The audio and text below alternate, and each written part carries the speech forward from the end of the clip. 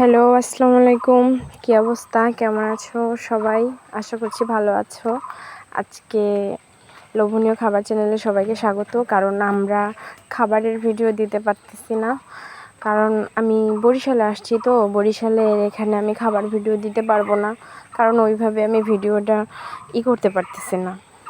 তো এখানে আমরা আজকে একটা ছোটোখাটো একটা আমার ভাইয়ের বাড়িতে একটু খাওয়া দাওয়ার আয়োজন করছি।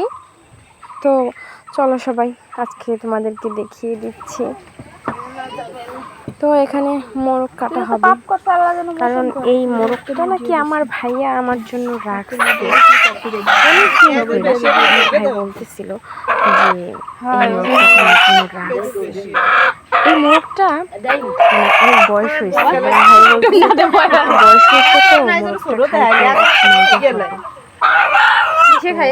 ধরে দেখতেছিলাম কতটুকু কি হয়েছে। আর ও যা ডাকতেছিল না, এই দিক থেকে ভাবি এখানে আমরা মোরগটা করার জন্য পানি বসায় দিই, আর এর ভিতরে ডিম সেদ্ধ করে দাও, মানে আজকে তো ডিম ভুনা করবা। এই দেখো ডিম সেদ্ধ হয়ে গেছে মনে হয়। এবার এই পানিটা ফালানোর দরকার নাই, এই পানিটার ভিতরে মোরগটা আর কি করবো, আমরা সিদ্ধ করব, মানে ছাড়ানোর জন্য, রোমা ছাড়ানোর জন্য। দাঁড়াও, আগে ডিমগুলো উঠায় আনি। এই যে ডিম উঠানো হয়ে গেছে ভাবি, এবার মুরগিটার ভিতরে দিয়ে দাও। তুমি পারবা না মুরগি এটা ওর ভিতরে দিতে? আচ্ছা আম্মু তুমি দাও। আম্মুই দিছিল, দিয়ে এই যে আচ্ছা চলো এবার একসাথে গিয়ে ওই একটা ঝাঁপি দাও, ঝাঁপির ভিতরে সিলা টেলা হয়ে গেছে।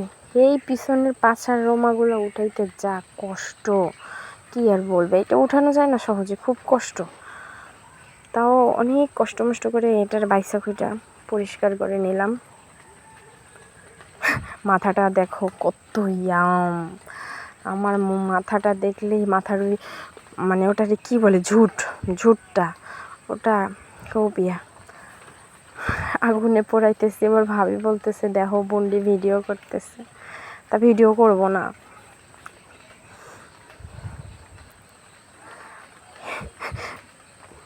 ভালো মতো পোড়ানো হয়নি, এর ভিতরে কড়াই দিতেছে রান্নার জন্য। একটু পর দিলে হয় না কড়াইটা? যাক গো, মা আবার এখানে ডিম সিলতাছো তুমি। আজকে বড় ভালো একটা খাওয়া দাওয়া হবে। এই যে ডিমগুলো সেলা শেষ হয়ে গেছে। ও আচ্ছা, ডিমগুলো শেষ হয়ে গেছে সিলা।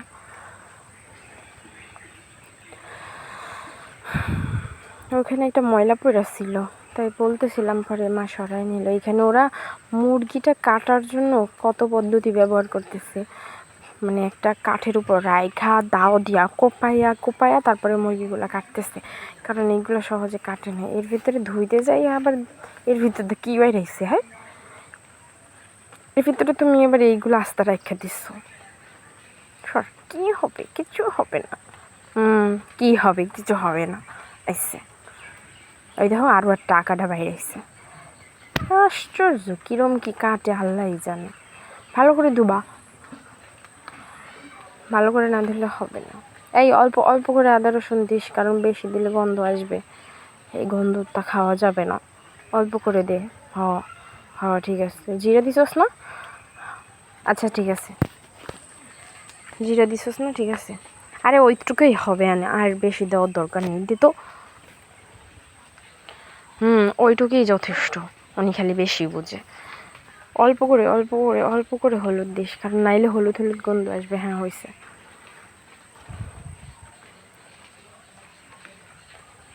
মরিচের গুঁড়ো সবটুক দেওয়া লাগবে, নাইলে ঝাল হবে না। দে, আরও দে।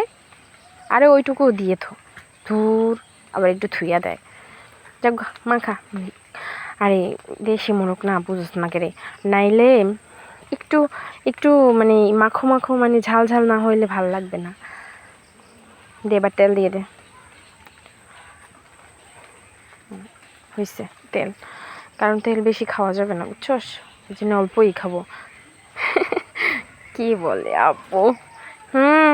হয়েছে, এবার মাখাও।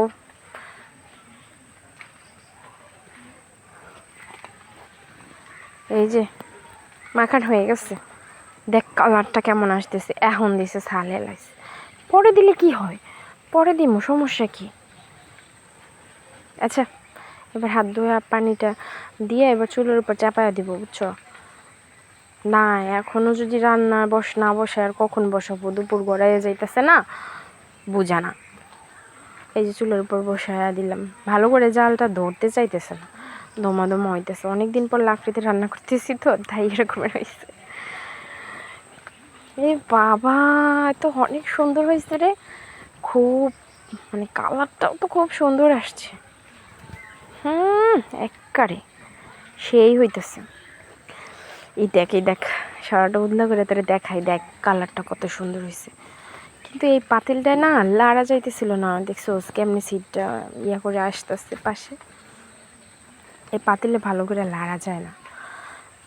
ও বাবা, কামরাঙা খাইছি, দেখছো, খাইবি এই দিমো না তোকে কাউরে। দেখ আমি খাইয়া থুইতে পারি নাই, সবাই অমনি কুলোমুলো করে নিয়ে যাচ্ছে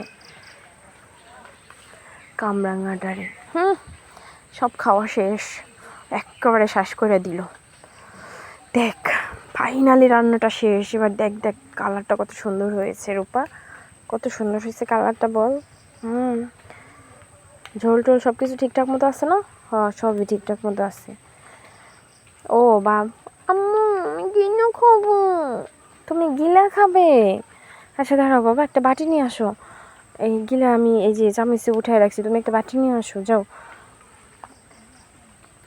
আরে বাবা এইটাই খাও না, আর অন্যটা পরে খাইও।